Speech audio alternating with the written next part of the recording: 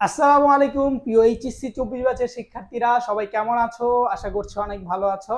তোমাদের জন্য আমরা আরেকটি ভিডিও নিয়ে হাজির হলাম। সো আজকের এই ভিডিওতে আমরা আলোচনা করব কৃষি শিক্ষা প্রথম পত্র থেকে কোন পাঁচটা টপিক তোমরা পড়লে শতভাগ পাঁচটা সৃজনশীল কমন পাবে। সো এইটা তোমরা যারা যারা আমাদের পূর্বের ভিডিওগুলো দেখোনি অথবা পূর্বের সাবজেক্টের ভিডিওগুলো দেখতে পাওনি, তোমরা কাইন্ডলি আমাদের ইউটিউব চ্যানেলে চলে যাবে এডুকেশনাল লিডারশিপে। তো ওখানে গেলে তোমরা আমাদের প্রত্যেকটা ভিডিও পেয়ে যাবে। তো তুমি যদি 24 ব্যাচের শিক্ষার্থী হও তাহলে আজকের এই ভিডিওটি তোমার জন্য। তো খেয়াল করো, কৃষি শিক্ষা প্রথম পত্রে কমন উপযোগী 5টি 100% কি সৃজনশীল টপিক আমরা পড়বো।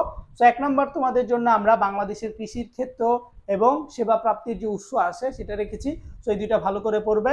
দেন তোমরা হচ্ছে মাটি সংশোধন, চুন এবং কি জৈব সার এবং জৈব বালাই নাশক সম্পর্কে পড়বে, যাতে করে পরীক্ষায় প্রশ্ন আসলে তোমরা সঠিক উত্তর দিতে পারো।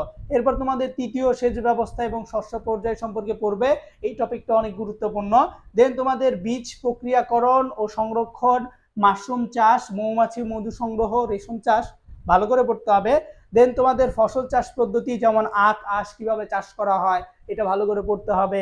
দেন ফল শাকসবজি ফলনের যে পচন, হ্যাঁ, এবং পচনের কারণটা কি এবং লক্ষণটা কি পড়তে হবে। সো তুমি যদি কৃষি শিক্ষা প্রথম পত্রে এ প্লাস পেতে চাও তাহলে তোমাকে অবশ্যই এই 5টা টপিক ভালো করে পড়ে নিতে হবে।